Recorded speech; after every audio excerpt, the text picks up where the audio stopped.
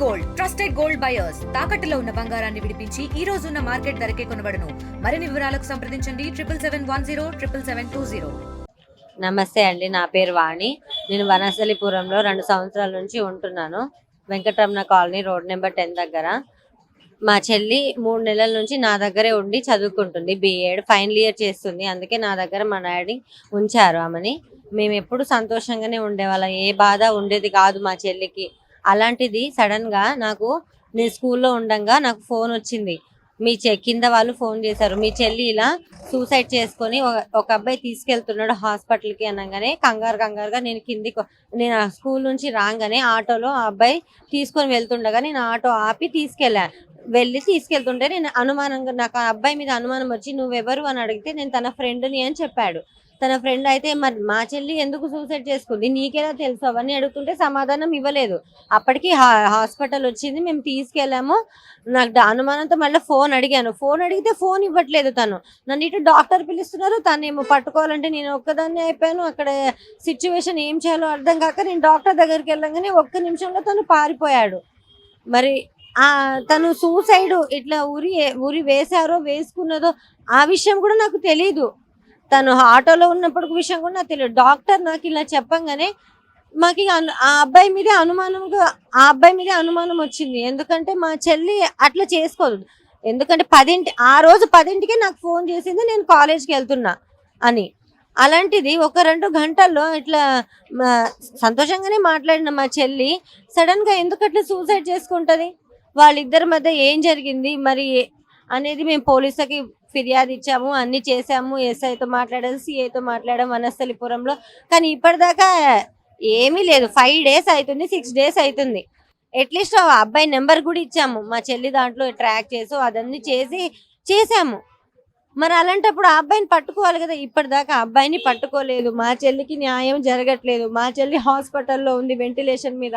తనని కాపాడుకోవాలా ఇటు ఏమీ తెలియక మీరైనా కొంచెం మాకు దయచేసి న్యాయం జరిగేలాగా చూడండి. మా చెల్లి ఏ తప్పు చేయలేదు.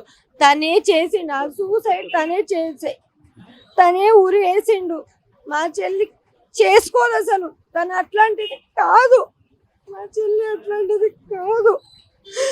అలా చేసేదైతే మాకు అర్థమవుతుంది కదా. ఇంట్లో మాతో 3 నెలలకు ఉంటుంది, ఒక్క ఏడుపు ఉండదు, సంతోషంగా ఉంటుంది మాతో. అట్లాంటిది ఎందుకు చేసుకుంటది? మా చెల్లి సూసైడ్ ఎందుకు చేసుకుంటది? ఎందుకు వేసుకుంటది? బెదిరించేది అయితే చెయ్యి కోసుకోవాలి, ఏదో ఒకటి చేసుకోవాలి కదా. ఎందుకు వేసుకుంటది? అది వాడే వేసాడు. ఎట్లయినా మాకు న్యాయం జరిగేలాగా చూడండి, దండం పెడుతున్నాను. అటువంటి ఆమె వేసుకోదు ఆమెకు ఏ ప్రాబ్లం ఉండదు, అసలు ఎప్పుడైనా సంతోషంగా ఉంటుంది. అలాంటి నా బిడ్డని మంచిగానే చదువుకుంటుంది, మంచిగానే ఉంటుంది. ఏదో కష్టపడి నేను చదివిస్తున్నా, 3 బిడ్డలు సార్ అమ్మాయి. అలాంటిది నా బిడ్డే అది ఊరి వేసుకుందని ఆ అబ్బాయి ఎందుకు వస్తాడు? ఆ సూసైడ్ చేసుకుంటుంది అని ఎందుకు ఆయన వచ్చి కాపాడుతాడు?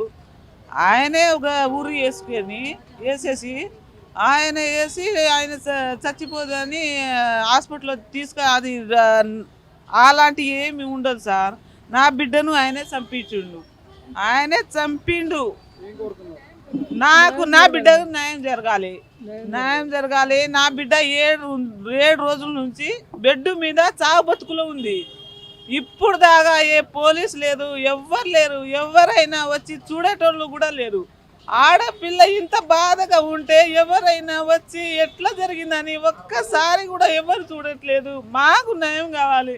నా బిడ్డకు చంపిండు ఆయనే చంపిండు. ఏదైనా మీరే న్యాయం చేయాలి. నా బిడ్డ న్యాయం చేయండి సార్, మేము బీదోళ్ళం. అలాంటి నా బిడ్డ సూసైడ్ చేసుకోదు. ఆయన చంపేసి ఇలాంటి అన్నీ నేను కాపాడినని పుకారి అవి, కానీ అలాంటి ఏం లేదు.